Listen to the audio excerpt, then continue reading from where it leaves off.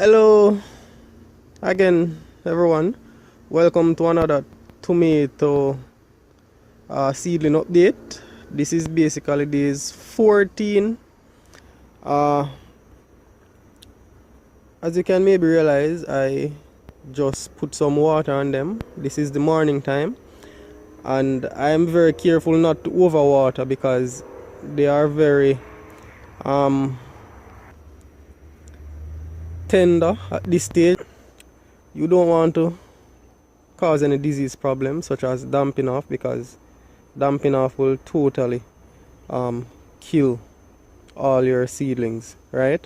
So as you can see, as I mentioned before, this is days 14 and they are looking quite lovely so far, right? Looking quite lovely, right? So this is how they look, and I'll see you again in another update.